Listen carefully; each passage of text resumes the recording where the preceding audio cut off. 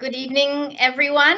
I trust you're all here, or I only see my face and a couple of circles. I'm going to call together this education meeting, a committee meeting of May the 6th to order at 6:05 p.m. Can I have someone, I forget what to do. I'm all distracted right now. I guess what we need is to see if there's any, well, before we get started, let me say this.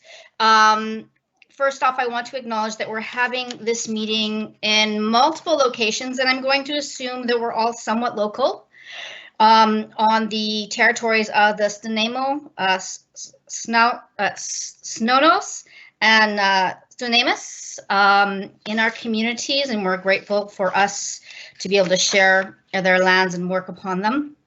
I also want to acknowledge that yesterday was May 5th, which is the National Day of Awareness of Murdered and Missing Indigenous Women, and that's something that's just something to take a pause and think about. If you happen to see all the red dresses around, that is to commemorate and remind us that there are many missing Indigenous women in a variety of communities. One other acknowledgement. I want to say this is our first education committee meeting since in-class school suspension. It's been a time of a lot of hard work by our education community. It's been a time when we are reminded that public education is so much more than reading, writing, and arithmetic. It's also been a time of personal strife. Where we faced fears for the well-being of those that we love. And so I just want to, take a moment of gratitude for everyone committed to public education. And thank you deeply for doing the best that you can in a very emotionally and organizationally challenging time. And going forward, we're going to have new challenges. So may we continue to work together for the greater good and accept both in ourselves and in others that good enough is good enough. So with that, I'm going to just let us know that the chat is open on my end, and you can open that up. And if you want to get on the speakers list or, say something via Robert's Rules, please just type in the word question or the word comment on that speakers list or in chat, and that will put you on the speakers list. Vice Chair Brzovic is going to help me monitor that, so she may back me up if I miss anything, and please have patience if I do, and just put yourself back on there. We're going to do the best we can with the technology. One other comment, I have chicks right behind me, and I had to be in this room because my other location didn't work. So if you hear cheep cheep during the meeting, that is because they're being born literally right now. They're hatching. So perhaps that's just a reminder of spring, and life is always living anew. Okay, I'm going to ask if there are any additions, deletions, or changes of order to the agenda. I'm going to assume that there are none. And if you have any additions, deletions, or changes, please let me know at this time. I'm seeing none. So I'm going to ask for a motion that the agenda be approved. Would someone be so kind to move that? I see. Okay. I believe that Trustee Barron moved that and Trustee Brzovic seconded it. Okay, and I will note that my chat is being challenging, so again, please just have patience. If you don't hear from me, I'll work this through. Okay, and as well, we have number 6, the approval of the minutes for March 4th, 2020. Wondering if trustees feel comfortable to put forward a motion that the minutes be approved. That was moved by Trustee O'Neill. And can we seek a seconder on that? Trustee Greg Keller, thank you very much. It seems to be working. Okay, so moving forward, we're going to have some presentations this evening. Well, a senior staff reports.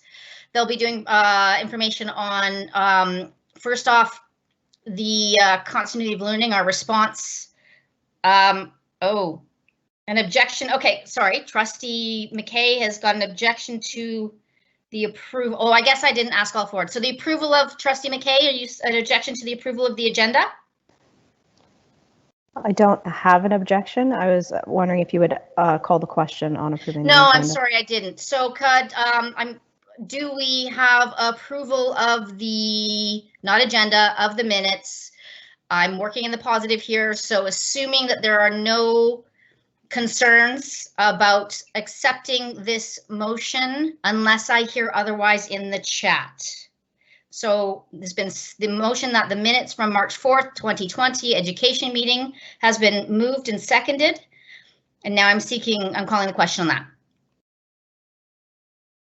With thanks to Trustee McKay for the reminder, that motion will be approved. Okay, moving forward, senior staff reports. Department of Learning Services is going to be talking about our public education response to COVID-19.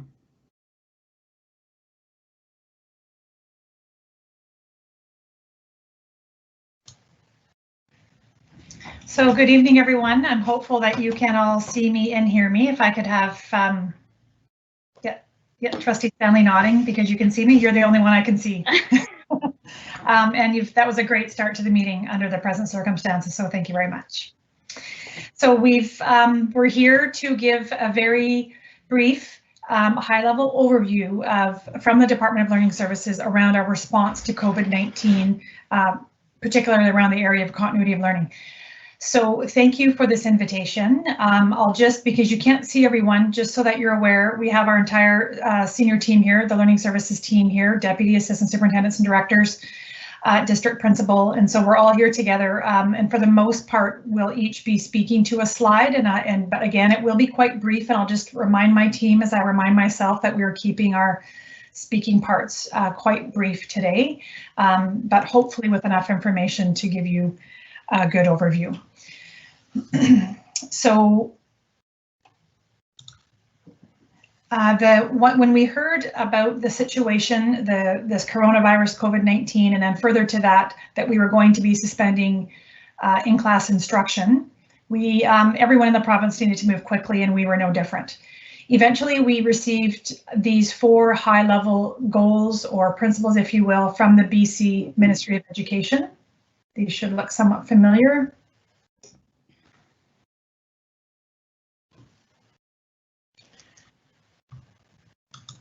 So in response to that, we moved quite quickly, and I just want to take just a quick moment to overview some systems and structures that we quickly created to allow us to work together under the very interesting circumstances that we found ourselves. So we were in the area of meetings and meeting communications. Very quickly, we established an emergency operations team. We established, daily meetings with principals, vice principals. The learning component of learning services was meeting regularly and continue. These meetings continue until present day in some way, shape, or form to ensure that we were all working very collaboratively and working together in the information that we were receiving, but also the information that we were distributing out to the system. As well, we created, as you will see in the presentation, a lot of letters, written communications to parents, students, families, staff, creating all sorts of guiding documents in a plethora of areas that we needed to communicate around. In addition, we chose this time to refresh our NLPS Learns teaching and learning portal, and on that and on our public website, we created specific places for COVID, for parent support during these COVID times, as well as a whole portal in our website for the teaching and learning during these online times. Health and safety, of course, featured greatly and prominently, most prominently throughout this entire process. And we've been working very closely, and they've informed everything that we've been doing throughout. And in addition, we've created a couple other structures that we'll hear a little bit more about later, but I wanted to mention were the food distribution initiative and our technology distribution initiative. So those are just a few examples of some of the systems and structures that we created very quickly and have up and running. So prior to hearing from the ministry around very specifics around this notion of continuity of learning in NLPS, we created our own framework very early on, and it was called the Framework for Teaching and Learning from Home. And the 4 quadrants that you see here in this graphic are the 4 areas that in very short order we learned that we needed to focus on these areas primarily. So we knew first and foremost that social emotional well-being was so important. We knew that these were just very, very different times, and there was feelings of anxiety and isolation, as well as curiosity. The whole notion of trying to do what we do with other humans in a room, 20 to 25 students or a staff together in a staff room, we were having to do all of that virtually. So we knew that was an area we had to try to figure out. Of course, curriculum and assessment, we know that well, but we were still trying to figure out how and what we were going to be doing. And then lastly, we wanted to approach all of this, if we were to find a silver lining, I suppose, is we wanted to approach this whole challenge that we had in front of us with innovation, creativity, and with student engagement in mind. Because if we were at risk of losing a student some way during the regular school year, going online, it was going to be even a larger challenge. So we were supporting all educators in the system to think about new ways versus trying to take what we've always done and just put it into this COVID hole, this round peg into the square hole. We were trying to encourage and support folks to look at things in a completely different way. We saw the silver lining to this as seeing a bit of an evolution or revolution in education, because there's so many experiences that we've had now that will forever change how we do education. So we were hoping to try to also express that silver lining. We then heard from the ministry, and the ministry gave us some guidelines that aligned very closely to what we were already doing, and they called these guidelines the continuity of learning. And so we took all of the official ministry documents and melded them with our own, and that we moved toward what we're doing now. So just for the next couple of slides, I'm not going to go into too much detail because you have these slides and you can look at them, and you can also look at our website. So just to re-emphasize the 4 quadrants that I mentioned, the innovation, creativity, and engagement. People are doing amazing things out there in the field, and I really hope you get the chance to visit our portal and to visit all of our schools' websites and Moodles and EduBlogs and all of the things that have gone on out there, just and take a little snippet and take a glance at some of the beautiful work that teachers and EAs and child youth family support workers are doing virtually. As well, we had to attend to the curriculum. We've created our own set of guidelines for instruction. We've created augmented guidelines for assessment and reporting within these COVID times. Social emotional well-being. We'd like to dive into this just a little bit more, and I'm going to pass it over to Margaret Olson to speak a little further on this one. Welcome, Margaret. Muting my mic and waiting for my little. Am I turning on my camera? I am, I think. Yeah, turn your camera off. Yeah, good. There we go. Thank you. As Laura mentioned, supporting the social and emotional well-being of our students and families and staff has been one of our priorities from the start of the in-school class suspension. One of our very first wellness checks with families was made by classroom teachers. And in addition to a general hello after spring break and inquiries about technology and food needs, teachers asked a genuine question about how are things going at home. And any concerns that arose from these calls was shared with administrators, school-based teams, and plans developed to support families. Our counselors have been doing a great job of leading much of the work related to supporting mental health. They have been keeping open lines of communication with most of our vulnerable students as best we can. Sometimes it's not that easy to contact families, but we're using phone calls, emails, and in some situations, video chats. When appropriate, referrals to outside agencies continue to be made if the family's needs surpass what we have the ability to support. Counselors also been working with administrators and staff on what to listen for when speaking with families and their students, and knowing what to offer for help and when to refer out. Some of our expectations around duty to report are still in effect, and of course we emphasize that with our staff. Lynn Brown, our mental health manager, who I'll speak to a little bit later, who's helping run our food program, continues to work with our community mental health providers, and she reports back to our counselors weekly, telling us what trends are emerging in the community and what concerns, and also providing advice to our counselors when they have unique situations that they need support with. Lynn has also been instrumental in helping develop guidelines, guiding documents and resources with the help of our learning coordinators that counselors, teachers, administrators have at their fingertips to refer to, but also circulate. Probably the most profound feedback I'm receiving back from counselors is that mental health and emotional learning has changed slightly during COVID times, and what they've seen is that our teachers and are seeing their students in a bit of a different light and having a bit more compassion and understanding of the struggles that some of our parents and students have at home.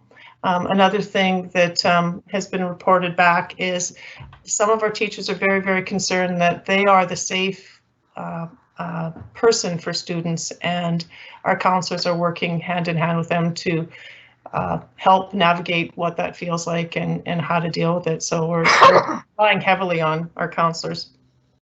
The last thing I wanted to mention is the quality and the amount of resources that are coming our way is just astronomical. To name a few, Anxiety BC, BC Children's Hospital, Life Speaks from BCPC, and I could go on probably for another 5 minutes, but I know I have 2 minutes.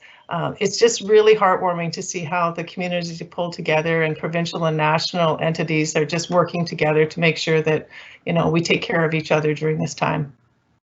How was I for time? Laura, okay? Margaret, thank you. Thank you so much. Don't go anywhere. I will. Next, the fourth quadrant speaks to learning from home, and this is where we've had to take everything we know, really, over the past couple hundred years and try to figure out how to do this remotely, just like we're trying to do this meeting. So it has been quite impactful, and I'm going to turn to Dawn Balcom to speak just a little bit more to this topic. All right. Good evening, everyone. From my home to your home, let's talk a little bit about learning from home. One of the biggest challenges that we tackled, as Laura talked about those 4 quadrants, was we knew there would be a huge new arena we were entering into when we put 14,000 of our NLPS students and families into the situation where they need to learn from home. So we've gone from a very structured, very meaningful, very organized learning environment for our adults and our learners, commonly referred to as the classroom. So we're all familiar with what that looks like and where the magic happens. And we've asked students and staff and families to continue the learning, that continuity of learning from home, which has brought a lot of considerations into it for our work in trying to support the system. So everything from considering the learning space that students have in their homes to be able to continue the learning, to their access to technology, to the dynamics of their family, to all of those social emotional needs that teachers do not have access to students to provide in a face-to-face instruction.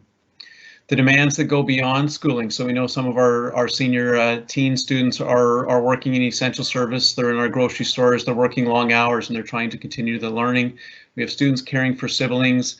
We have extended family in some homes, and of course we have many of our parents and guardians out of work and the stresses that go along with that. So the very dynamics of the classroom when you learn from home have shifted dramatically. So what have we done in response to that? So our learning coordinators have got to work on providing a bunch of documents. So teachers have said, what does this look like? How do I move my learning online or give access to my students? So everything from guidelines for technology to supporting documents for families on what it would look like for working from home, to teaching support guidelines for our K-7 teachers, teaching support guidelines for 8 to 12 teachers, to what platforms we use. So we're a Google Classroom, we have FreshGrade, we have Microsoft Teams that we're meeting on here tonight. Pre-spring break, we would have typically about 25 users on Teams. Today, I would say, when I check in with IT, we're well over 1,500 users on a daily basis. So things have changed quite quickly.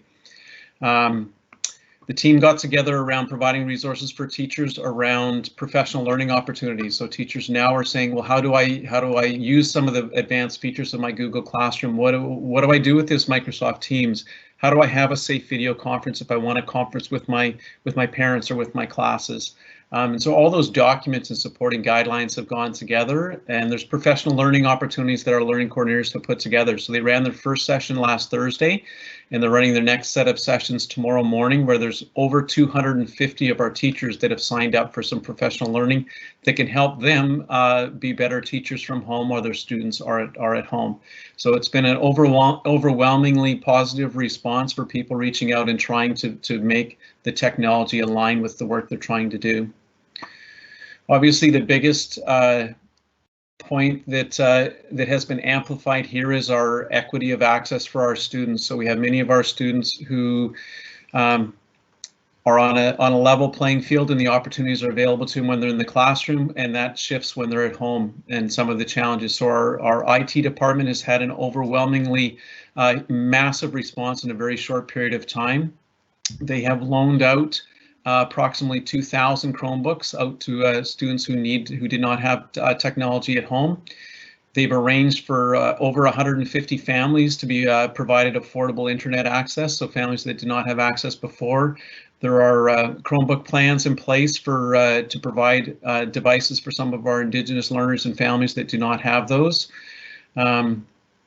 And of course, on top of all of that, I think as Laura mentioned, things change on a daily basis. We're trying to figure out what the learning at home and technology needs will be for today, for tomorrow, and through the rest of June and potentially into the fall as we respond to COVID-19. So there's a little glimpse into our response to learning at home. Thanks so much, Don. So from these 4 overarching categories or quadrants that you saw in the original graphic, we're going to take just a little bit time to dive just a little bit deeper and get a little bit more specific. And we'll start with how, again, high-level snapshot, how we've been supporting our vulnerable learners. And I'll turn this over to Carrie Steele. Thanks, Laura. Yeah, it's actually been really heartwarming to see some of the lovely things that have happened in such a short period of time for a number of our families. So just before I share some of those examples, I'll talk a little bit about the Bridging IEP process that we have embarked on. So typically this time of year, teachers are getting ready, support teachers are getting ready to collaborate with their school teams around Bridging IEP meetings, where we kind of do a review on this year's IEP goals and look to create some bridging goals that will carry us into October or November as we launch into next year's goals. But we really were, aware this year that we're in a really different circumstance, and there were 2 things at play. One is that a lot of families their capacity to support learners at home and to understand the bits and pieces of some of the goals was, it was just really tricky with everything else going on. And the other piece was that there's lots of stuff in school-based IEPs that happen in school settings that just simply can't be replicated at home or done the same way outside of the school environment. So we changed our typical Bridging IEP and created continuity of learning Bridging IEPs. And we asked school teams not to wait to meet with families, but to, after the classroom teachers got kind of the initial ball rolling, to cycle back around and have Bridging IEP meetings soon. So I think actually the bulk of them have already happened. And what they're doing is they're taking a look at this year's IEP and they're trying to contextualize it to the home learning setting. And so in some cases, 1 or 2 of the IEP goals from the original IEP have been tweaked and recontextualized, and they've figured out together what the family's going to do, what somebody reaching out from the school might be doing, and which goals are going to be left until next year, or maybe left completely because we've met them and we're ready to move on. And we've created these Bridging IEPs, and the intent of these is that they will bridge through this period of the suspended instruction back to when we're back in our schools in a more typical way, sometime down the road. So that's kind of our document that we're using to guide some of the work that's happening. From there, we're bringing the resources and the support people to that. So after we had some of these goals developed and we are aware of where we're going, SSTs have started setting up some individual appointments with kids or small group appointments with kids. In some cases, EAs are doing the same. I put a couple of examples on the slide just to share a couple little stories with you about some things that are happening. So the top one, we had a young man who was not loving the learning at home, not loving mom being the one transitioning him between activities that his teacher had sent. And so they worked as a team to figure out how they could sort that out. So the visual schedule that he usually has for breaks at school wasn't going to work, but one that said things like eat frozen blueberries and jump on the trampoline worked at home. So Mom was really excited because they went from not very much structure to first you do this, next you get to pick something fun, and that's really been a positive shift for that family. The two pictures at home, that is one of our EAs, Darlene Spillaway, who works at Fairview School, and she's trying to help her student practice some sight words that they've been working on for some time. And the way she did it was to make this really awesome flip book, and then she wandered around her yard, and when she showed the word in, she went into the pen with the alpacas, and when she was beside the alpacas, she showed the word beside to her student, and they practiced some things that way. So that was a video that went home that the family could use, and I think I'm told that there was enough excitement around it that her student's not the only one who's been practicing those words this week. There was a lot that was really well received. I got another message today from our teacher who oversees the life skills class at Georgia Elementary, and one of his EAs has a student that's usually pretty shy and reserved and doesn't say a lot, and apparently they video conferenced for close to an hour today. They were really enjoying their dialogue together and really celebrating some of the things the young man had been working on, so that was also really special. So in addition to these bridging IEPs and this lovely work happening, we have our inclusion support coordinators are still hard at work collaborating with school teams, our specialist teams, our SLPs, our school psychologists, ELL teachers are also reaching out, both collaborating with classroom teachers and providing a little bit of service, their direct service themselves. We're still very involved with our community partners, so almost daily I have a conversation with either a social worker or somebody from the Child Development Center. Our speech paths met this week with the speech and language pathologist from Island Health to make sure that we had all of those pieces covered and that we weren't missing any steps for families there. Teacher of the visually impaired, teacher of the deaf and hard of hearing have been getting equipment to students and working with families around ways to support from a distance there as well. So it looks different. But I feel like we're doing a good job wrapping around our kids with additional needs, and that the feedback we're getting from many families is that it's working. We've got some things in place that will sustain us as we move through this uncharted time. Thanks, Laura. Yeah. Thank you. So next, you are familiar that we have, in response to a ministry directive, to a provincial directive to provide learning and care, childcare for those children of essential services workers. And I know that you're familiar with these sites and you've had some updates, I believe, up to this point. But I will look to Jane Carroll, our district principal, to give just a little bit more of an update around the learning and care centers. Jane? Thank you, Laura. I think, as Laura said, you have some information already, but in response to the community's need for support for our ESWs, we quickly formed a committee with all the different departments represented, and Tim was at the helm of that group. We had facilities and safety and communications and IT, and I reached out to neighboring districts who were also in the process of setting up LC or centers. We decided to call our care centers learning and care centers to distinguish them from schools. It's not a school site. We were very clear that these were places where children were going to be cared for and their learning was supported, but it wasn't going to be a traditional school. But we gave lots of documentation. Many documents were developed at the start so that people had an idea of what to do.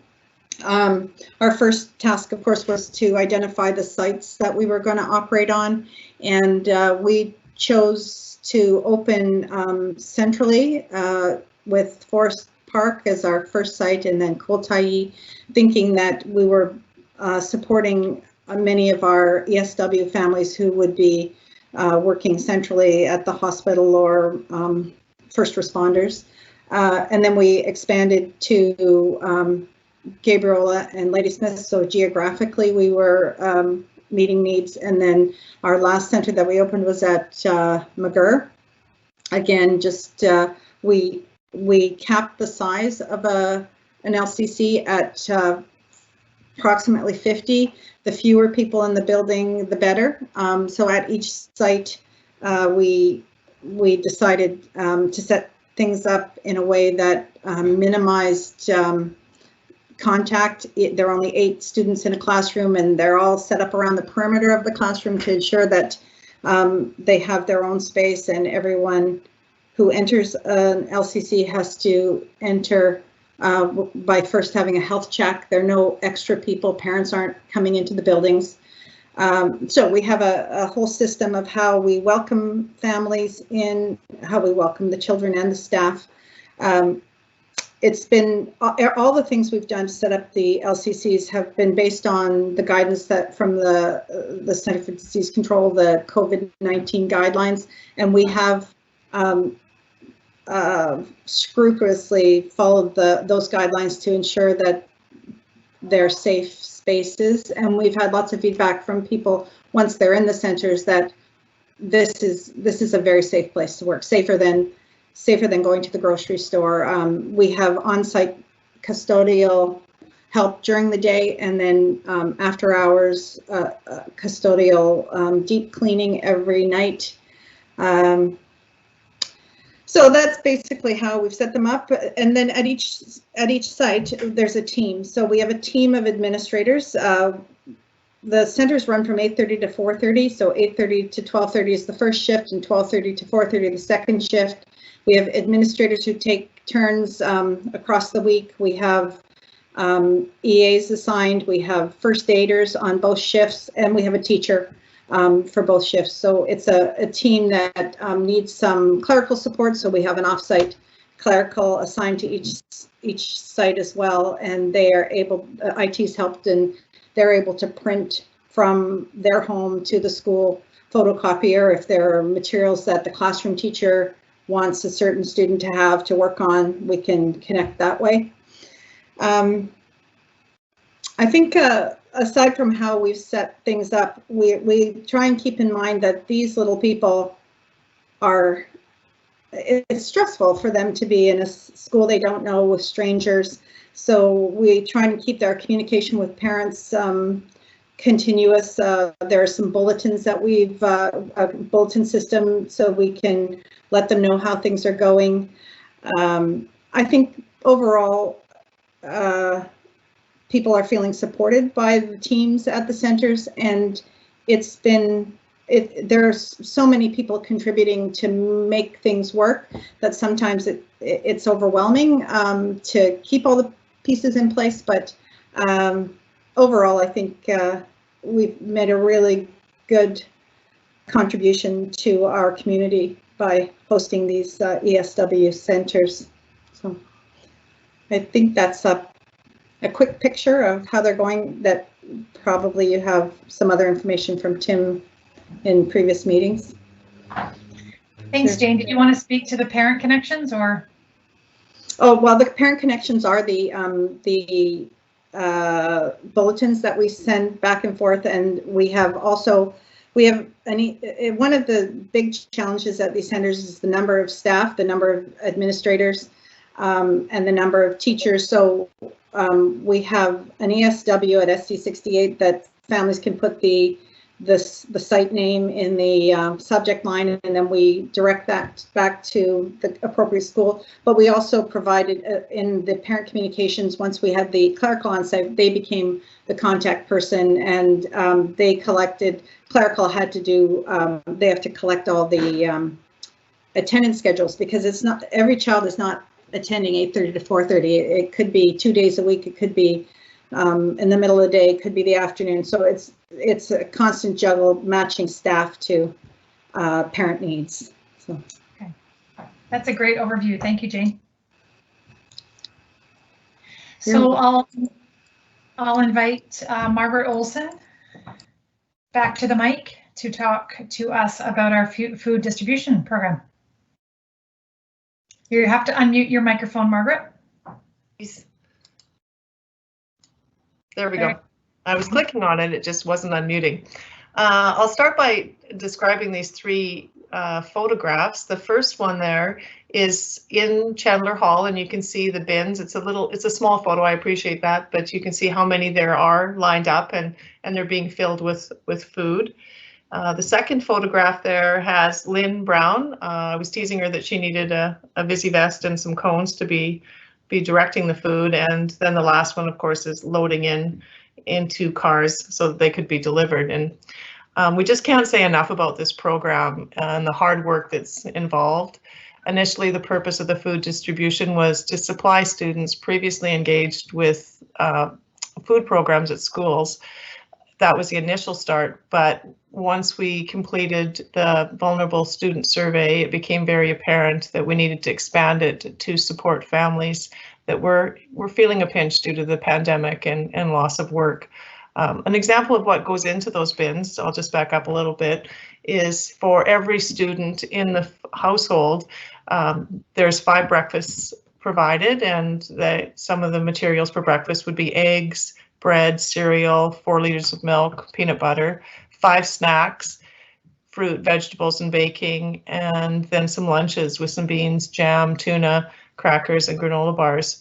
And some additional items that have been delivered are some Jumpstart has provided us with soccer balls and basketballs, some school supplies and art supplies. And this partnership is incredible. It involves the Nanaimo Lady Smith School Foundation, Loaves and Fishes, Country Grocer, Adopt a School, Breakfast Club of Canada, private donations, Coco Cafe, Budget Rent-A-Cars provided us with a vehicle to help. People for Healthy Communities on Gabriola Island have been helping, CTV News, Nanaimo News Now, Nanaimo News Bulletin, and more people are coming on board all the time.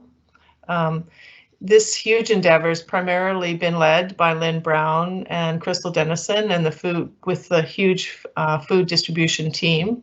And everyone involved has just really dug in, rolled up their sleeves and made this happen. And to give you an idea of how much it's taken off, during the first week of March 30th, 40 hampers were delivered. The week of May 5th, 860 hampers, and then today Lynn updated me to let me know that 947 hampers have been delivered. So it's just phenomenal. We're just really, really proud of everybody that's been involved. Some of the feedback we're getting from the CYSFWs is that the food delivery has provided them with an opportunity to do informal checks with families that they may not have had the opportunity before. And a heartwarming challenge is that as they stop their cars and open up their trunks, one of the challenges is dodging students who are running out to hug them because they haven't seen them for a while. So just to wrap up, if you haven't had an opportunity to see the Food for Schools video posted on the website, I would encourage you to do it. It'll probably bring you to tears. Thank you. Thank you, Margaret. And lastly, I'll ask Ted Cadwallader to come up and brief us around Indigenous education. I'd like to say heights up to all of our colleagues in Department of Learning Services. It's been amazing to watch this growth of this team and the response to learning online virtual learning. In Indigenous education, of course, our students and our families are part of all of the other things that have gone on. One of the things that's happened is we've been able to, through that survey that we sent out, prioritize those vulnerable families, and we've been able to see some of the inequities that exist within our system and then try to put in place some of the projects that you've seen described earlier so that we can really support those families well. Specific to Indigenous education, I also want to send out a big heights up to our IT department who built this infrastructure on which we can do a lot of this online learning. They developed teams for all of our staff across the district, our Aboriginal education teams that were previously embedded in schools and working in their own silos have come together in a district-wide team. They've shared their resources, they've shared their information. They have weekly meetings with our 2 coordinators, elementary and secondary, and every other week that we've got together as a broader team so I can meet with them and keep them up to speed on the things that are going on across the district. It's been following their chat that they have every day has been enlightening, and also I'm able to have one-on-one conversations with some of the staff that I've not been able to talk to before. We've also been able to increase our use of a system that we have called Aboriginal Information Management System. And so we've been able, through this environment, to provide training to all of our staff members. That management system allows them to keep track electronically of their interactions with students and families. And then for us as a district to be able to look and see where we might be having gaps with families that we haven't been interacting with, that we should be on a regular basis. Along the way, we've set up a channel within there for our Hul'qumi'num language teachers, and they don't have an opportunity very often to talk with each other and share their resources. So in this time, they've been able to develop some online resources that they're looking forward to showing off on the 14th to some of the teachers across the district who've signed up for their online workshop, and using those when they come back to their regular classroom instruction. Stephanie, our amazing Siyasam, has carried on in this virtual environment with Singing with Siyasas. We had a circle that some of you joined us last month, and we have another one coming up. We had one coming that came last week, and we have another one coming up tomorrow. Interesting thing that happened last week is that we had a participant from Paris, France, and another one from Mexico. We have elders join us from communities, kids join us from communities, and families joining us. So that continues on unabated. It's been fascinating to watch. We've had a coordinated response, as I mentioned earlier, and one of the things that's been part of that coordinated response is we've kept our Leaders for Learning team informed about what's going on. They, of course, are trying to coordinate responses within their own communities and services that they deliver to families. And so we've been able to provide them with the documents, provide them with conference calls, provide them with just one-on-one emails that I can provide to them about the things that are happening in schools, and answer one-on-one questions too that might pop up about things that they're doing in their communities. As you know, communication in a time like this is pretty vital if we're going to maintain all of those relationships that we've built. And I would say that we've done a very solid job of keeping all of our community partners informed about what's going on behalf of their families and children. Back to you, Laura. Thank you. Thanks so much, Ted. That brings us to the end of the presentation, and I would like to then next invite our deputy for closing remarks.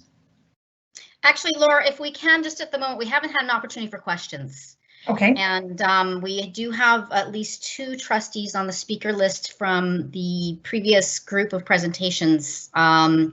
So if anybody, including partner groups, of course, please add yourself to the list if you have any comments or questions. But Trustee Higginson was the first person that I have on our speakers list. Thank you. Thanks everyone for all this amazing work. I actually have a long list of questions, so I have to pick which one I will ask first. I really want to extend my gratitude for all of the incredible work that our district is doing. I know from the minute that announcement was made on March 17th, everybody flew into action and spent their March breaks where you were already tired. So, and it just feels like we haven't stopped since, and perhaps new direction is coming. So thank you. Thank you everyone for being so nimble. I think my first question will be about the guideline number 3 about supporting vulnerable learners. And I appreciated the great update on how we're supporting students from a distance. And I just wondered what we are doing to support those complex learners that need a little bit more help and are required to come into the buildings. I know that was an expectation, and I wondered how we're fulfilling that expectation. Okay, thank you. Could I ask perhaps Carrie and Tim to respond to this one? So we're having to be pretty selective about which learners can come into the buildings. I mean, right now it is just, up until this point, it has been primarily students of ESW workers. We do have a handful of other learners who, if there were circumstances at home where we were concerned, particularly for safety and well-being, we've worked with some social workers and some other care providers in the community to move quickly when we've been alerted to emergency situations for some families. We've done some of that as well.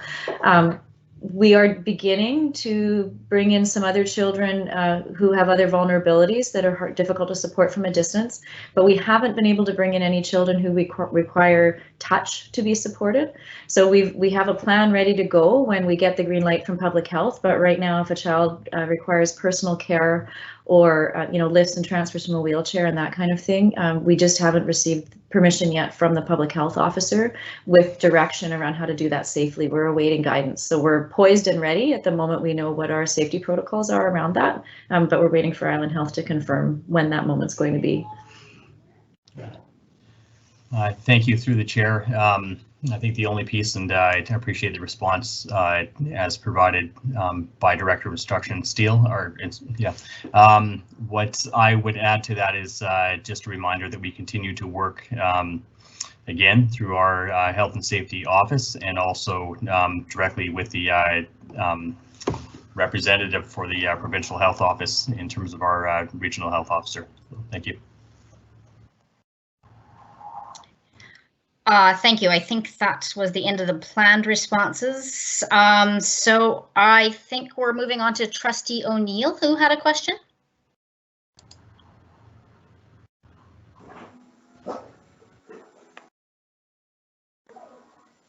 Oh, thank you, Trustee Stanley. I actually had asked my question in the chat, but I became aware that perhaps it wasn't seen by all. So just going to scroll back up. It was going back to the Learning and Care centers that we have. My question was whether or not we were at the full capacity.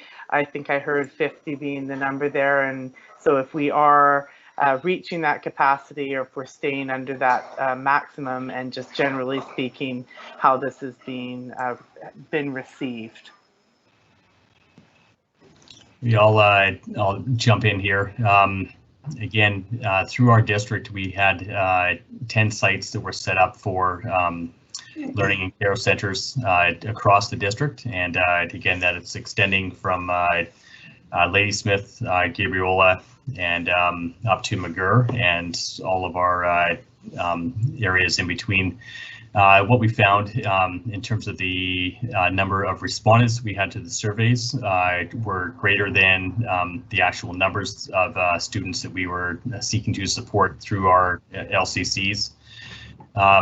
So what we did was we capped the number at 50, and largely that was based around our need for social distancing within those classrooms. So we kept the class sizes relatively small, maximum of 8 or 9 students, depending on the square footage within a classroom, and also recognizing the transition points, the walking areas for students, so that they could again maintain that 2 meter or 6 foot social distancing aspect.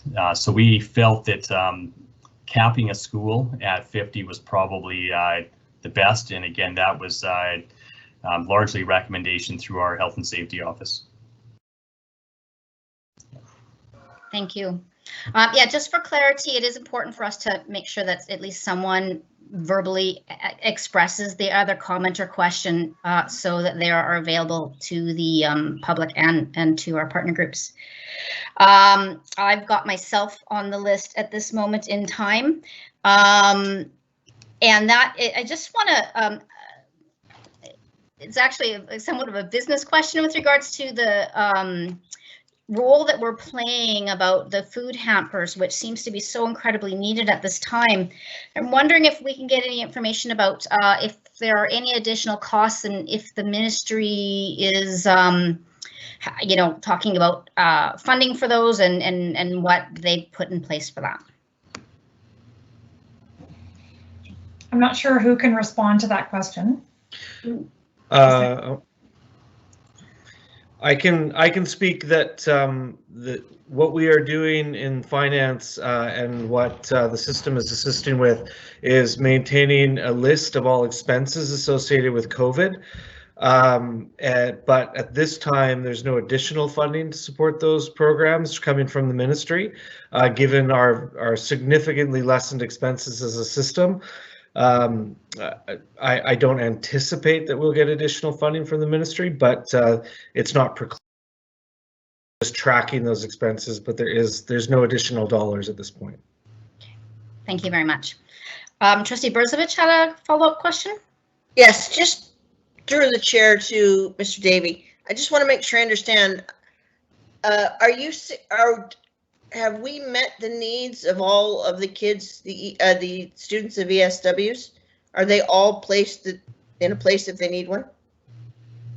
We have met the needs of all students and families that have requested a space. So we did have, again, probably over 650 students represented in the responses to our surveys, and our numbers in terms of the actual students who are attending based on, again, parental expression of need was a lot lower. So our numbers really are probably in the 150 student range in terms of what we're supporting at this time.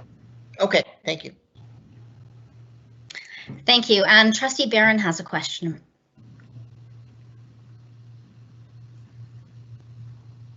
Hi, thank you.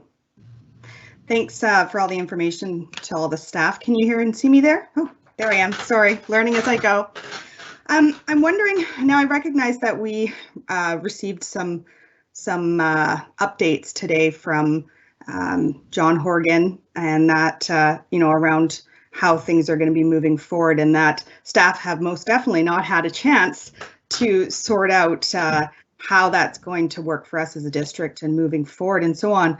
And so I recognize that there's probably a lot of questions, more so than answers right now, around how we're going to move forward. But I'm wondering if we know, if we have a little bit more information specific to how these learning and care centers are going to coincide with any sort of a potential gradual return, or however that looks, moving forward for our students. It's specifically thinking about the fact that our learning care centers are currently Monday to Friday. It sounds like, I'm just trying to figure out how they would coincide. Any thoughts around that at all at this time would be helpful. Tim, are you okay to respond? Yes, yeah, I am. Thank you. So through the chair, it's a great question, and I will just say that, and in anticipation for the of the information that was received this afternoon, our team, and I will say beyond learning services, we've got a number of people who have been working on each of these aspects, and so we do have a plan moving forward. Just to acknowledge our principals and vice principals were invited to return to their sites today. So I would say that every school is represented by having their administrator back in the building. And what we are doing is we are looking at a model where we are going to localize the LCC supports rather than having them centralized in terms of select schools. So we are actually looking at a transition from the current LCC model into a model where we are going to have smaller groups represented either in their own catchment area school or a neighboring school, depending on numbers of students that are requiring the services. Thank you. Thank you. Thanks. And we have Trustee Higginson who has a question. Sure. Thank you. So I have a few more, so sorry. The first one, which one should I pick? Okay, so I loved all those documents that you showed in the presentation, and there were some also that were for parents that as a parent, particularly of elementary kids, I had never seen. And also the one about the video conferencing, there was a one for families, a guide to families, and so I've never seen these. So I'm wondering if we have them available. Are they on school district websites? Are they on, are they on the individual school websites? How do we get those out to folks? I mean, people wouldn't know to ask for them if they don't know they exist. So I'm just wondering what the distribution is of them. The distribution, for the most part, would have come through the school principal. If they didn't come through the school principal, there was notification that that we've created a whole parent portal, and I think Ted can speak to that a little bit more. a parent portal where this information was then loaded onto the website. Ted, did you want to speak a little bit more to the parent portal? Parent page? Yes, so there's a link on the front page of our NLPS website for parents. And if you hover over that, it'll give you a COVID link that talks about all of the news around COVID coming out of the ministry. But there's also a learning from home link there that takes you to suggestions around learning literacy, numeracy, safe online behavior, and how to put in place parameters to keep your children safe from learning online, and also some information on there from around social emotional health. But mostly the message in there is don't panic, relax, be a parent first, maintain those relationships. The learning will happen, and we'll get through this together. We also had our district communications to parents translated into different languages as well. Thank you. I've got myself on the list next. It was somewhat touched on previously with regards to social emotional learning, and more about from the teacher end of things. This is probably something, I can't imagine that many teachers have done this online before, and considering that we don't quite know what's happening for next year, I'm wondering, what supports do we have for teachers to offer that, the social emotional learning, but also the active listening, the being connected, the practicing or displaying the social emotional learning via technology is not necessarily easy. It's a bit early for perhaps Pro D on this, but is there anything like that, or can you talk to us a little bit about how we're supporting our teachers in this?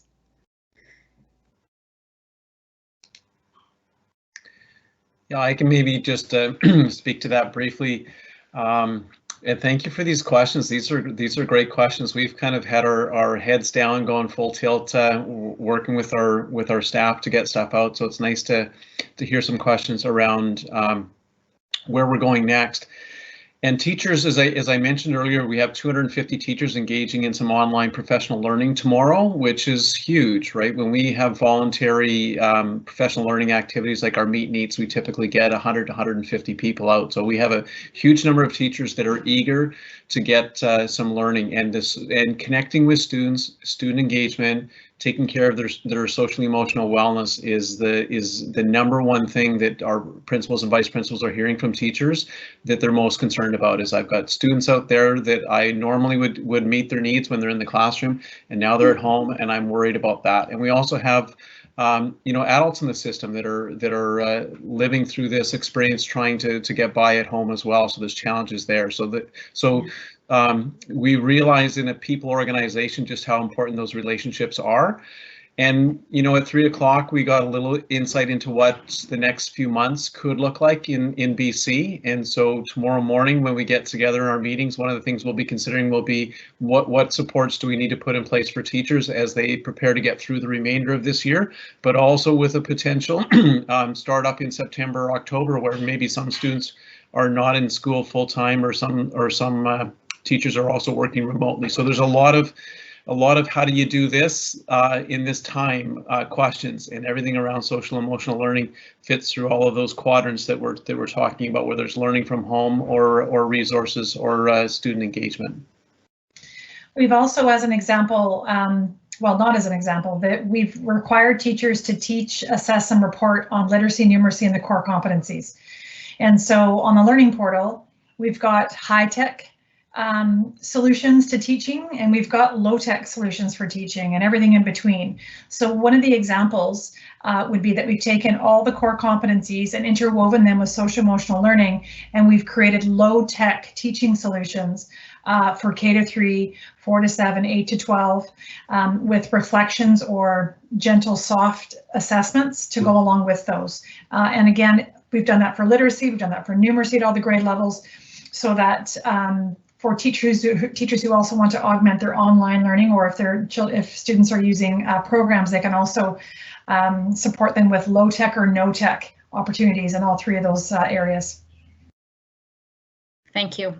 And thank you from a parent perspective too, because it's actually been really helpful. So, okay, Trustee Higginson, I believe you have another question. Thank you. So another question that I have is around continuity of service or continuity of learning across the district, but also within schools. So some of the feedback that I'm getting from folks is even within their own school, they've got one child whose teacher is, sending a whole bunch of stuff, and one child whose teacher, may not be sending as much stuff, or one child whose teacher is doing lots of check-ins and one child whose teacher is not. And I'm just wondering if we're sort of looking at making sure that there is some, basic level of continuity of learning that's happening, for equity purposes, both within schools and even across the district.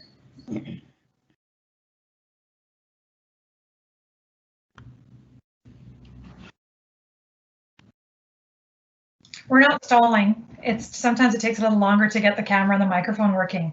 I invite any of my colleagues to jump on and respond to Trustee Higginson's question, but what we've created as a sort of a foundation or as a starting point is we've created continuity of learning or COVID teaching guidelines where we outline, and I was quickly trying to find it on the website as you were asking the question, but I wasn't quick enough. And we've created guidelines just like we have for teaching and assessment and reporting, which clearly outlines the number of minutes that of work or activities, learning activities that a child, depending on the grade level and age, would engage in each day and each week, and that's from K to 12. As well, we've outlined the subject areas that we are requiring. As I mentioned, we've lessened the areas that for teaching and assessment just due to the present circumstances. So we've just only, remember, we've only been kind of at this for a few weeks. So we tried to get those guidelines out as soon as possible.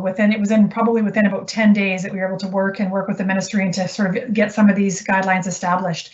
So just getting to a point where all of us understand the guidelines, and we're attempting our very best to get a hold of every student, and then trying our best to provide learning opportunities that are going to match what we believe our group of students need, because every group, every class, every teacher, every class is going to be different. And so at this point, principals have been requesting and have been requiring that teachers share their plans for the week so that we can support the teachers and that we can kind of get a sense of how things are going, because these are very new times. So principals and teachers are working really closely together around what the teaching and learning looks like, sounds like, and feels like. Like any year and like in any times, there's going to be lots of variation because teachers are varied. They're all different people. So we're trying our best to keep just abreast of what's happening in our schools and be aware and follow the guidelines as closely as possible. Thank you. I believe Trustee Keller had a similar question.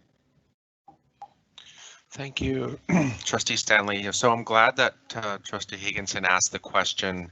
Sorry, I'll turn my camera on here because I was about to ask it as well. I'm hearing a lot of the similar concerns, and my experience as a parent is, sorry about the beeper. My experience as a parent has been very similar with two kids in the elementary school. So I'm glad that we have some guidelines for teachers, and that's great. I'm wondering what we're doing to kind of measure the success of those guidelines and see how they're getting implemented across the district so that students are receiving sort of equitable education. I think the only way I can respond to that, I think, is sort of to reiterate what I've said. It's only been a few weeks. And the size of the district hasn't changed, and we are trying our very best to introduce these guidelines. We're already preparing for assessment and reporting. That'll come soon. Probably it'll come at sort of the middle of June. And so we're doing our best to be aware of what teachers are teaching during these times, during their days and weeks. And so principals are aware of that as a starting point. We've sort of set these guidelines. We're allowing people just to kind of digest what's happening. Teachers have to learn at a rapid speed right now, trying to figure out how to deliver and how to teach in this online environment. And so they're trying their best, and we're all learning together. And I'll say again, that's sort of where we're at in terms of being able to assess and establish criteria as to where people are at the moment. I'm not sure if anyone else wants to add anything to that. Yeah, if it's okay, I'll add a little piece. Just that I think a couple of things are coming forward too. Like, I think Laura's right. We've just had these pieces going to schools, and teams are digesting what it means and how to implement it and how to build all of their activities and things. We're still having lots of staff meetings every week. Lots of teams are meeting every couple of days and talking about things, and we're seeing lots of really lovely collaboration between groups of teachers. One principal was sharing today that all of the kindergarten teachers are planning virtually the same thing because they're working together and really trying to support one another and offering opportunities to their kids. And I think as we get grounded in this new way of being together, those places where we naturally collaborate will grow, and it'll evolve into our new context. But I think first you have to kind of process what's expected, and then you can figure out how to really dive in deep and work alongside colleagues. And I think those conversations are beginning. I hear a difference already this week, even compared to last week, when people reflect on what they're up to with their learners. So it's coming. Thank you. Just pausing before I move on in case any other staff want to respond. Okay, Trustee Berzovich has a follow-up to this topic as well. Thank you. I think I'm on. I think I tried to turn my. There you go. Is my camera on? Yeah, my camera's on. I was just gonna say, I think we have to remember, and I completely understand the concerns of parents, and I've had a couple of calls too, and what I've said to parents is, we have to remember that teachers are people too, and they're experiencing this pandemic just as we are, in the sense that they've got families they're concerned about, and maybe parents who they're trying to support through this. Everybody, I think, has the best intentions and is doing the best they can, and all we can do is the best we can. And this is new, so I think we all just have to. We obviously want standards, and we obviously want to make sure that kids are getting learning opportunities, and we have to realize this situation is completely novel, and we have to have some grace with each other as we learn how to do this.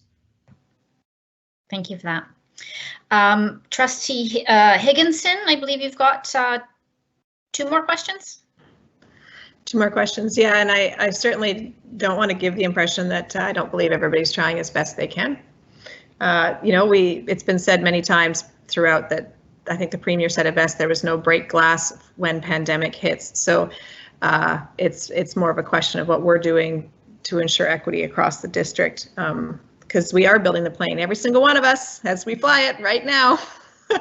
So my other question, this is a quick 2-parter. I think you've answered the first part, Deputy Superintendent Davey, was how many students we have in the ESW or the LCCs, Learning and Care Centers, and I think you said around 150. And there's a second part to this, if I can. Yes, that's correct. Thank you. Okay, and I'm just wondering, because there has been so much concern out there, I'm just wondering, have we had any illness related to those centers? Not like flu illness, like COVID illness. I don't mean that you should be tracking whether people have, allergies or sniffles. I meant like COVID illness. Oh, thank you. Through the chair, the answer is no. To your direct question, we have had illnesses, and we have procedures in place, and we've had people who are connected with the centers who have been tested for COVID and come back negative in terms of the results. Excellent, thank you. So last question.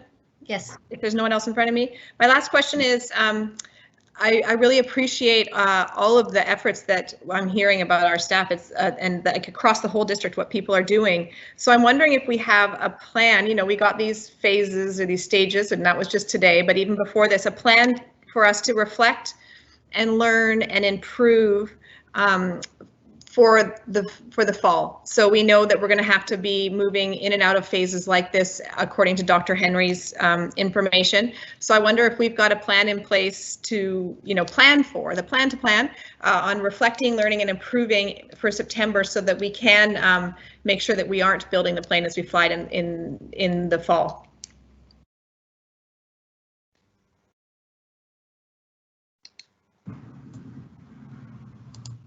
I can get the beginning of this response started. The answer is yes. I think one of the things we've learned very early in this stage as teachers and students and families have had a chance to do some learning away from the in-class instruction, it comes back to that topic around equity. And so the ability to learn from home for many students, most students and families, has been a challenge. Of course, some students are excelling. And so you ask that question, for teachers, who's doing better? And they always have examples of students who maybe some of the social dynamics of schooling and the stresses are no longer there, and the support that they've always had at home allows the learning to flourish. So there's the question around how do we support those students if we're in a bit of a hybrid model where some learning might be in school and some won't be. For a lot of students and teachers, the question is around engaging and focusing on the core competencies and the critical skills that are most important. So there's lots of questions around, if we are going to have a different looking start, how do we ensure that that September provides opportunities for teachers and students to engage in some learning that might not have taken place as fulsome or fully as we would have liked this spring. So there's that piece of getting students caught up and prepared to for the next learning. But there's also that planning around what would it look like if we did have an interruption, or we didn't start full in September, or we started in September and then by November we had a second wave going through and we had to go back. So all of those questions are part of the planning for next steps. So right now, while we're looking at what is May 7th, 8th, 9th look like, we're also looking at how's the year going to end and what will the year look like, and what will our students need from the system in September. If it's I can't remember which phase it was. Phase 1 is full students in all day, every day, or if we're back at a phase 2 or 3, according to the public health officer in the ministry's plan. So, yeah, we're mindful of that, and I'm sure through Dale and Communications there will be opportunity for parents and students to engage, probably in a survey or some kind. We've had a couple of forums with students to provide input into how we can better prepare. Thank you, and I think Assistant Deputy Superintendent Davey had a follow-up to that as well. Sorry, again to the chair. Mine wasn't a follow-up to the question that was asked. Mine's actually just a concluding comments Okay. Before we wrap this up, please. Thank you. Please feel free to go ahead. We don't have any more questions at this time. Appreciate that. Thank you. And again, through the chair. I do want to just acknowledge the team who's been able to present to you this evening, and it's our pleasure to be able to do so. I want to thank Assistant Superintendent Tate for moderating the team through this process to be able to share this important information with you. My acknowledgement here is that this is fantastic work, in my humble opinion, that the district is bringing forward in response to meeting the challenges as have been presented here this evening, and also just really in terms of our civic responsibility again, and to how we're supporting our families through these times. What I want to put forward is that you have heard from the Learning Services team here this evening, but these initiatives, these efforts are not without the support and the hard work of staff across our system here, and I really need to acknowledge that. This is really interdepartmental teamwork and connections that go into planning and bringing this to fruition in terms of the operations of the district. So I need to stress that. And finally, just in brief here, I do want to acknowledge the hard work of the people who are working in these centers and through these projects and initiatives right now. We've got a lot of employees out there who are providing great service within our community, and I really do need to acknowledge and applaud them for their efforts. So thank you very much for listening to me. Appreciate that. Thank you. And I completely agree. I think this has been really important conversation for whoever might be out there listening, so they can learn how it is that we've recreated education in a pandemic, on the fly, I think there's been some amazing work, and I'm very grateful, both as a trustee and as a parent. Assistant Superintendent Tate, I wasn't sure if you were finished from this section of presentations. Yes, we're finished. The deputy provided the close for us. Thank you. Oh, lovely. Okay, thank you very much. Assuming that there's no more questions, because I have not heard of them, we're going to be moving on to the Deputy of Instruction for Indigenous Learning, Ted Cadwallader.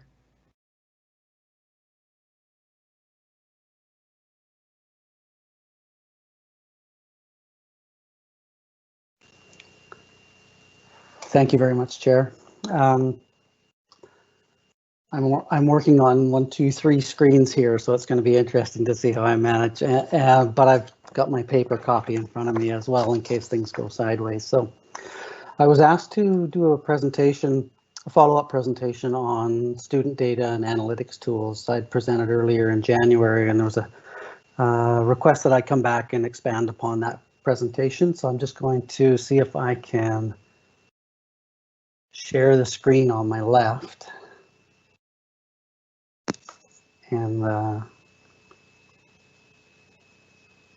start that presentation.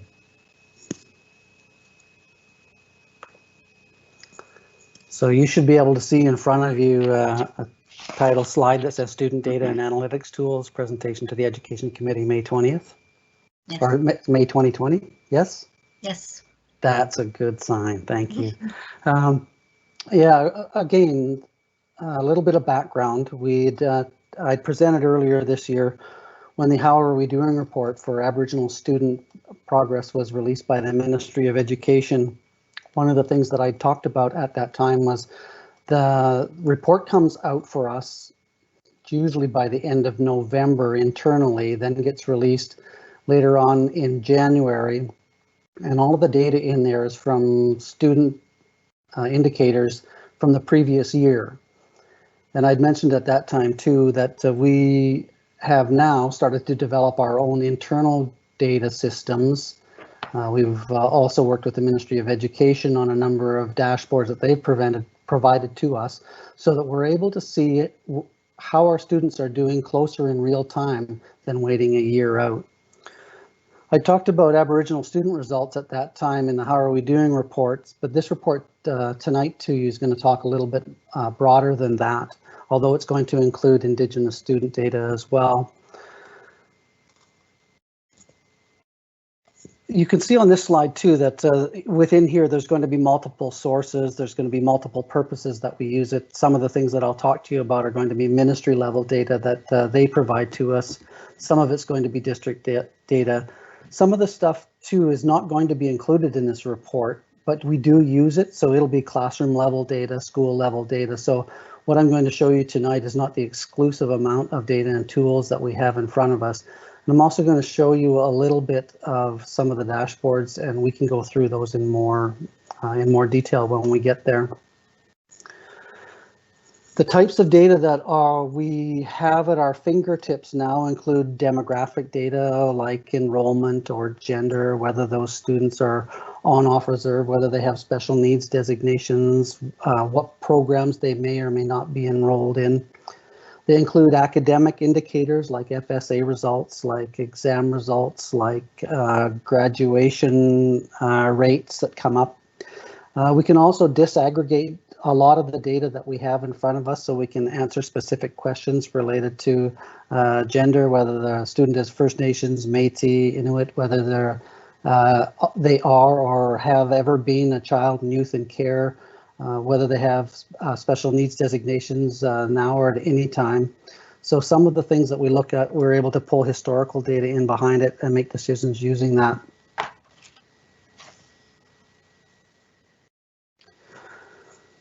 As I mentioned earlier, we have ministry reports that come out in the following year that include graduation rates, transition rates, FSAs, exam results, transition rates to post-secondary. A lot of those are public, and I've included a link here that we can go there.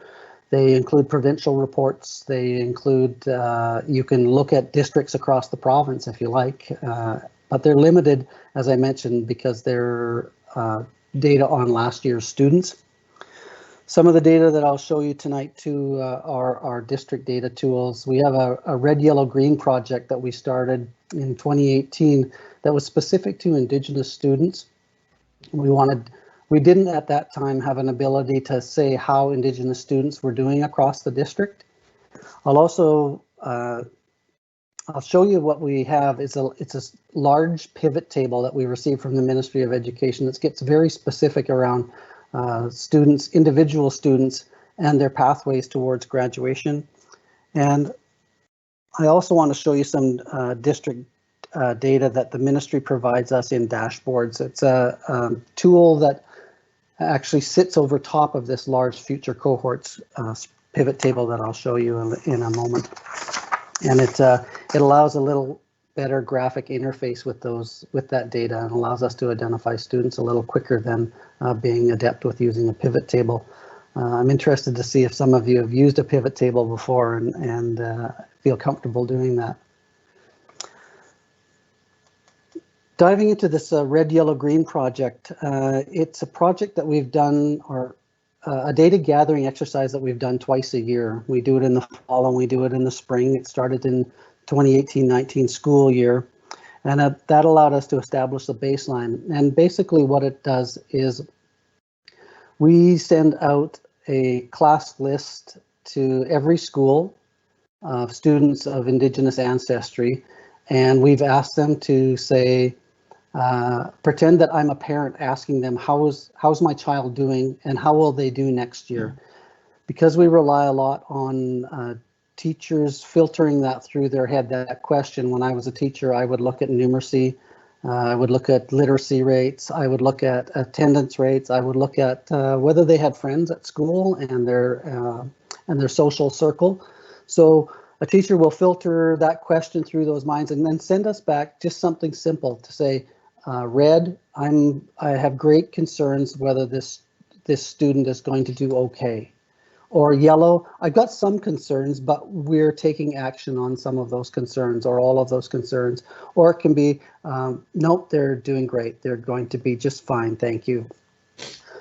That all comes back to my office where we collate it into a large spreadsheet, and then we're able to disaggregate it. It provides us a data picture by class. I send that information back to a school, so a school can use that in their conversations about how students are doing K to 7 or 8 through 12. It allows us to be able to report out to First Nations, Métis, and Inuit communities about how students from specific First Nations are doing, or about how Indigenous students are doing generally across our school system. It allows us to now know for the first time at a district level at our fingertips how each individual Indigenous student is doing by grade.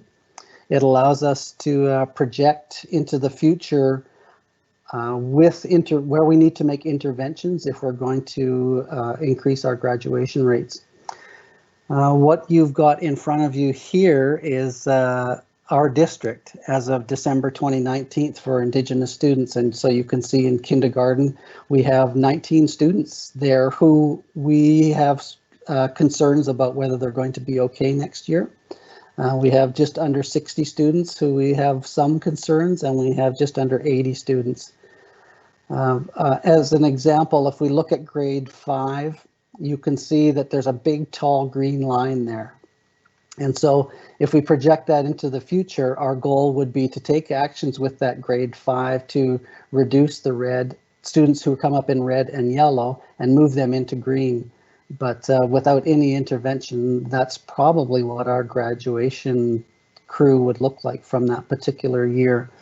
So you can see it allows us to project into the future a little bit. It allows us to see how our students are doing. It allows us to make sure that we're allocating our resources effectively by grade level. As I mentioned, this is not exclusive. We also have focus school results. We also have school-based student learning survey results that we embed in this to make decisions around how we're going to support our students. I also wanted to show you this too, because we're able to disaggregate using this red, yellow, green by zone. So one of the things I've done is take all the feeder schools to each secondary school. And so when I provide this back to schools, they're able to focus on a collective response. So this particular graph is all of the feeder schools that fill into Ladysmith Secondary. I provide that back to the principals of their schools, and they have those conversations to see whether they're taking the appropriate actions. They're the ones who have identified those students who are in red, yellow, green, and it allows them to have conversations about how they're going to respond as a cohort, have conversations across principal groups so that they can respond well to support the students. Over time, we're going to have some trend lines. We've just started this, as I mentioned, in the 2018-19, and 19-20 has been disrupted for our second collection. But over the course of end of next year, we should have some pretty good trend lines and be able to see whether the strategies that we've taken to support students, in this case, in grade 6, what does that cohort look like now that it's in grade 7? And have we made a difference with the strategies that we've implemented at that time?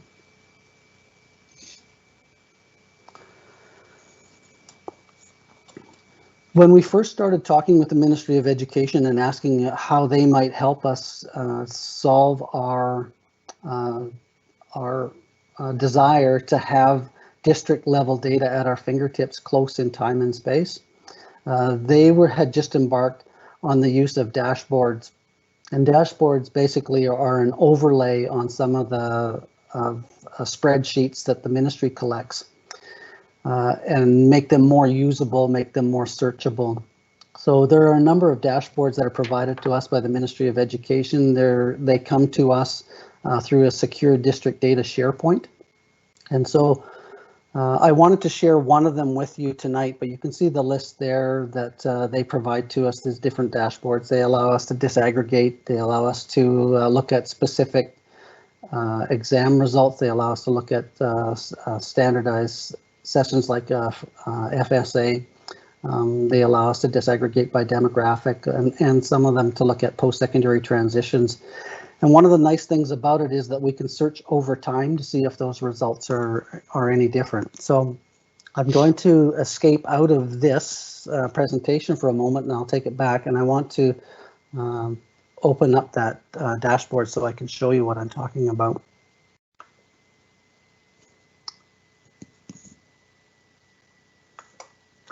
So this is an example of a Tableau Reader dashboard that's provided by the ministry. Across the top are tabs that we can jump to.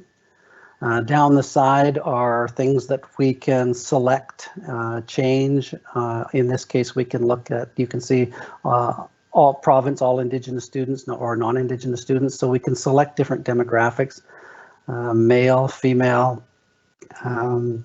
We can, of course, look over time this way too. So here's a 5-year completion rate for resident students. Down here, you can see that we can select by district as well. We can look at FSA participation rates, and we can change from grade 4 to grade 7, look at numeracy, reading comprehension, Indigenous, non-Indigenous, special needs designations. Have they ever been in MCFD? Child and youth in care. So we can disaggregate by schools and participation rates. We can look at Ted? Yes. I'm not sure we're seeing the page that you want us to see. What I'm talking about? Okay. I'm going to stop here. Are you sure you want to? We had your old slide. Okay. I want to share.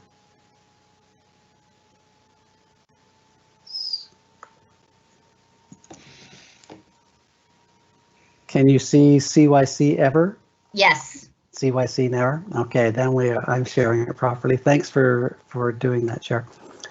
So this is an example of of the type of spreadsheet that the ministry provides for us. So I can look at children who've ever been in an MCFD category, so children and youth in care graduation rates. One of the things that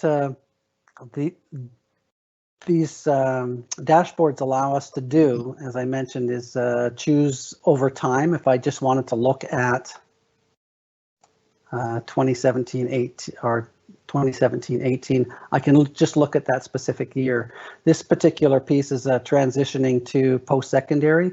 Most of our students, you can see here, would go to a teaching institute. I can look at students who are, as I mentioned, 5-year, 6-year completion rates going to teaching institutes. I can compare us to provinces, and we can compare us to other districts too. But it just allows us far more detail in how our students are doing in a much more interactive manner. I'm going to close this and go back to the presentation, hopefully. Current slide. From current slide. Can you see my dashboard slide? Yes. Perfect, thank you. The last thing I wanted to talk to you about before I sum up here, and I don't want to make you think that I don't want to share this with you. It's got so much personal information on it. It's a large pivot table. I'll bring it up in a second because I think I've got a screen here that's taken out all of the names and any identifiable pieces. But it's a large pivot table that's provided to us by the Ministry of Education. It's called Future Graduation Cohorts. It's got the names of every student in our school district in grade 8 to 12 and the names of the students who were last year in grade 12. It's full of highly confidential private student information, but what it does is allow us to identify students who were in grade 12 last year, who didn't graduate, and may only need a few courses or credits to get their dogwood in. And it provides us their names, and it provides us which courses that they need to graduate. It also lets us look back to students who are in grade 8 right now who are not on a pathway to graduate because it provides us with their FSA results previously. And it allows us now to have time to identify who they are and figure out which interventions that they need so that we can keep them on a path to graduation and keep them moving forward. It allows us to split out those students by school, by demographic. By that I mean whether they've ever had children in care, whether they've had a special needs designation, whether they're Indigenous, whether they're international, whether they live here. It allows us to look at them by age, grade, exam results, courses that they need. What we've done with them is gather all of our secondary administrators together and teach them how to use this spreadsheet so that they can then go back to their schools and put together a plan to keep those students on a path to graduation, and also have their staff reach out to students who did not graduate last year and connect with them and see if they can bring them back, provide them with the course credits that they need to finish off the courses so that they can graduate. Last year when we did this with students, or sorry, with principals, they had identified who those students were. And I think that was one of the reasons why we had a jump in our Aboriginal education graduation rates, because we identified those Indigenous students who were close to graduating and may have thought they graduated but didn't graduate, and bring them back. Using this particular tool this year has allowed our principals and vice principals to get on that earlier than they have in the past. And so I'm looking forward to seeing what the results are as we move towards the end of this year. I know it'll be somewhat of a disruption because of the pandemic, but I've been really pleased with the use of this graduation cohort. And I will bring it up for you. I'm going to escape out of that. I'll bring that up. I'm going to see if I could stop sharing that, share this, Share screen 2. Can you see a large spreadsheet with a whole bunch of things on it? Yes. Good. So a spreadsheet allows me to drop down and choose whether I want just Aboriginal students or non-Aboriginal students. Yeah, you can see across the top, I can choose by band of residence, I can choose by band number, I can choose whether they've ever been in ESL or French immersion. The last year that we saw, and I'm just going to scroll slowly across this so that you can see the extent of it. I can choose by district name. Of course, these are all of our students. We can choose by which school that they were in last. So our principal by NDSS can just say, I just want to see NDSS students, or Barsby can say, I just want to see Barsby students.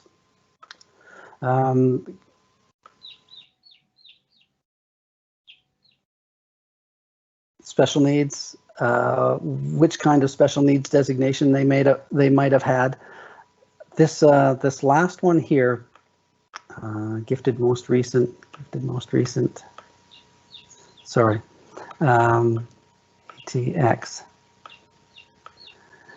Here's where we can look at credential name. Did they receive a completion certificate, a school graduation certificate, or nothing? And so if I just click and identify students who did not have get a certificate, I instantly come up with the names of students who didn't graduate, and I can instantly reach out to them because or give that to the schools. They will have that contact information. And so our principals have been pretty excited to be able to use this. You can see across the top here all of those students, what their results were in reading in grade 4 and grade 7, writing in grade 4 and grade 7. So again, it gives us a historical look at who those students are and whether they're on a path to graduation, and it allows us to intervene much more closely than we might have in the past. So I'm going to ask again, can you see the slide for the future graduation? Yes, I can. Table? Yes. Oh, good. Okay. I'm going to go back and share that from the beginning again. To from current slide.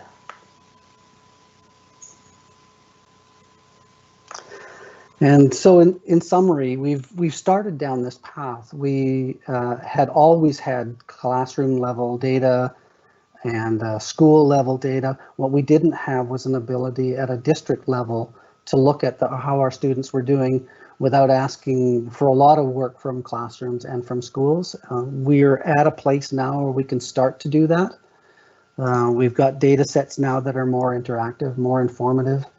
Our red, yellow, green data allows us to track and look at how Indigenous students are doing. It allows us to, I can report out to Snuneymuxw, Tsiminis, Nanawas, and Métis Inuit communities on how their students are doing.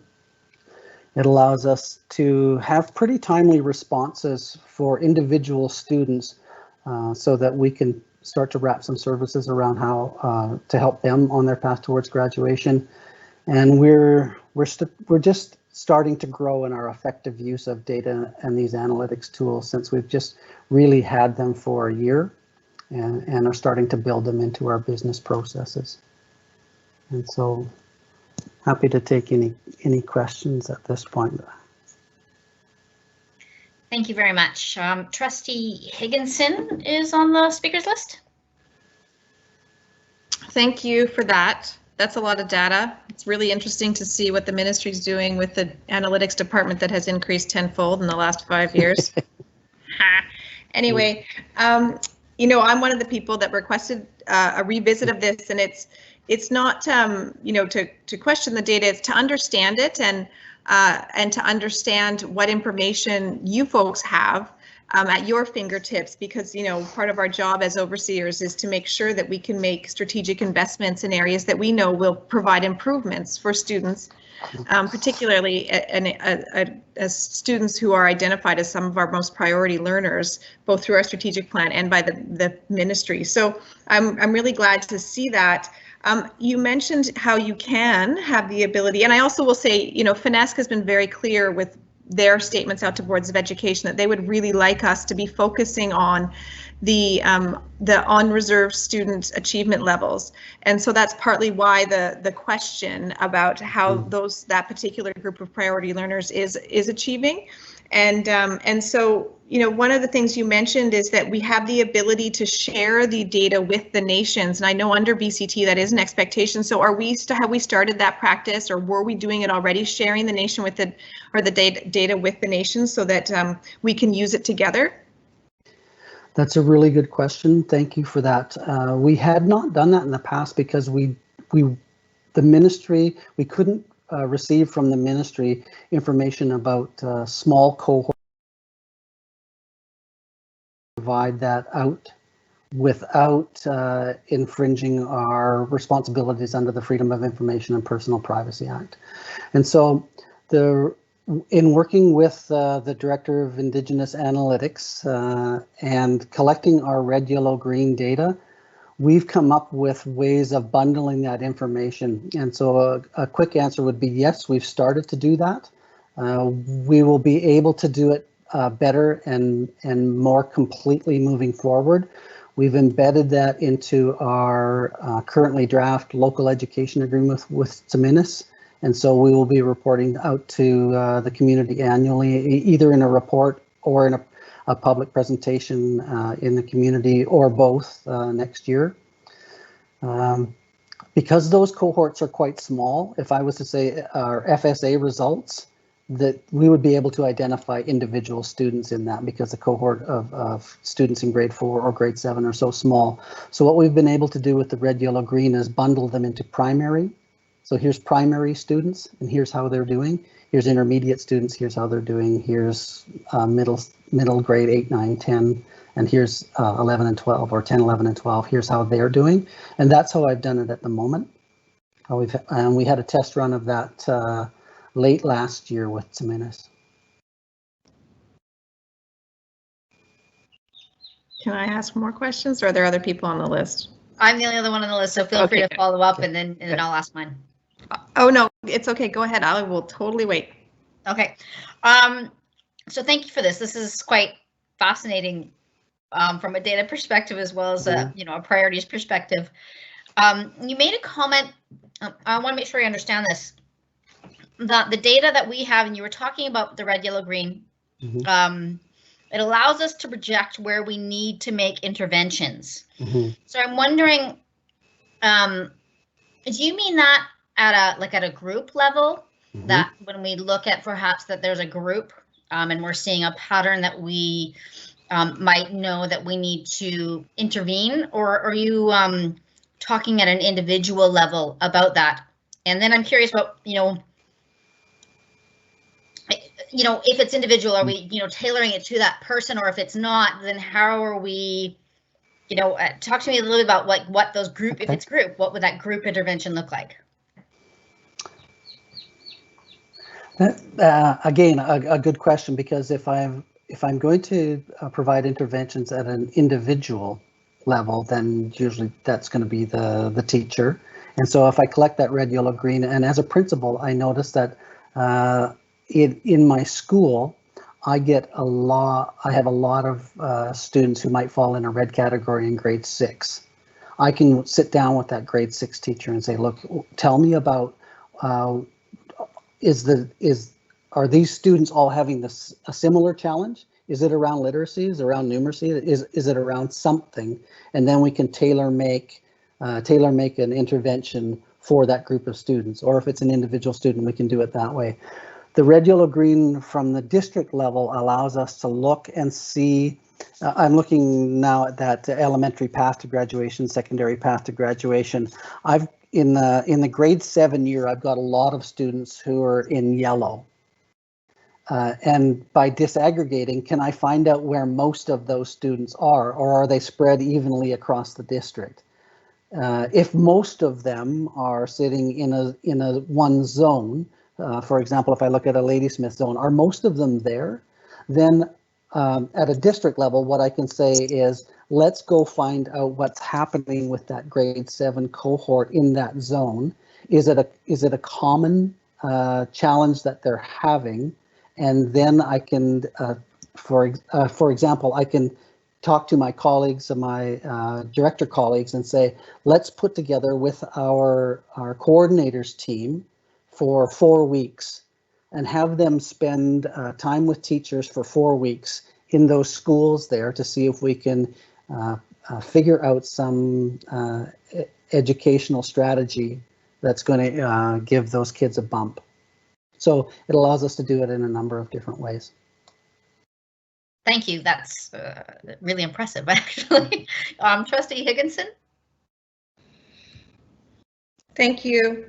So something that I would like to ensure that we have further conversation on is a concern that I have over the How Are We Doing report that shows that our adult graduation dogwood, so adult diploma, is actually creeping up, which is and it's disproportionate to our non-Indigenous students receiving adult dogwoods, or diplomas. So I'm hoping that we are paying attention to that and that we can have further discussion about why that's happening and how we can ensure that that's not a continued trend. I will say that that's not a negative result. So we have those conversations with our secondary principals. It's part. I understand the caution around it, and for some students, it's a solid pathway because they're intermittent attenders for a variety of reasons, and so a plan's in place for them that's been signed off on that they're on this particular path to graduation. It's going to take more years. By the time the student graduates, they're going to be past what we would have as a K-12 system, so past 18 years old. And so it's not for some students, it's a good pathway to keep them towards graduation. But it is a piece of data that we're aware of, that we look at and monitor. But thank you for that.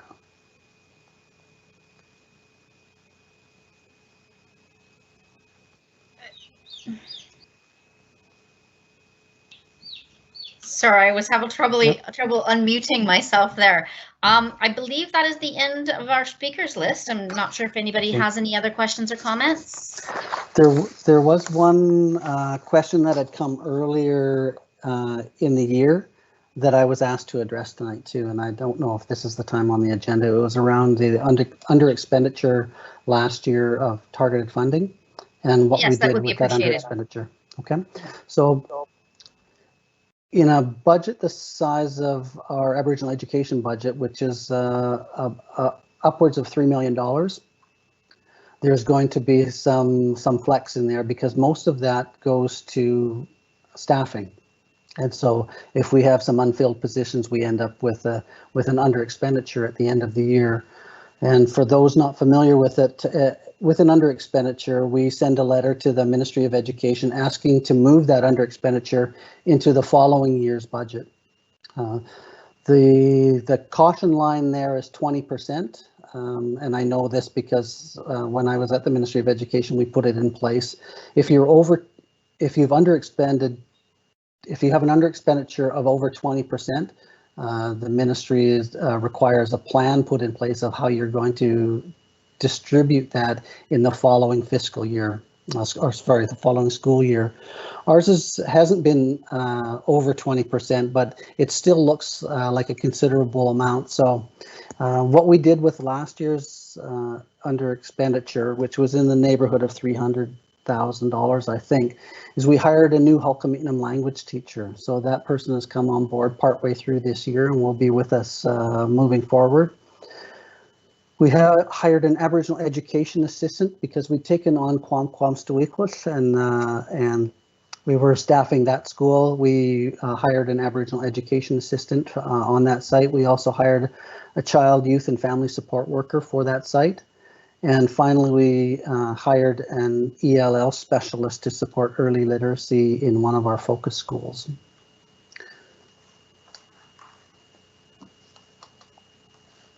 I'm happy to take any questions on those two.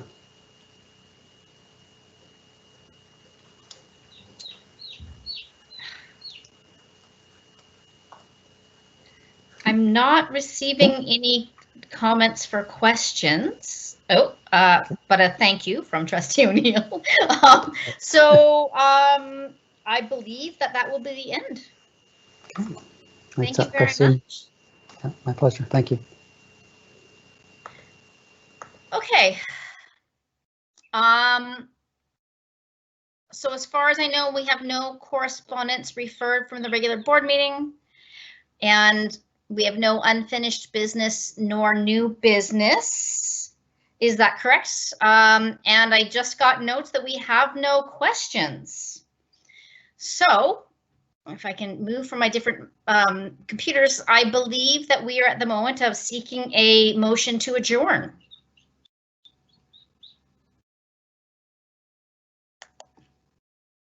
Can I get a motion to adjourn from someone? Oh, the flood of comments. Okay. Trustee O'Neill put that motion forward, and Trustee Higginson seconded that. If there are any opposed, please say so now. Silence. Okay, we are adjourned at 7:56. Thank you very much, everyone. It's nice to almost be back. Take care.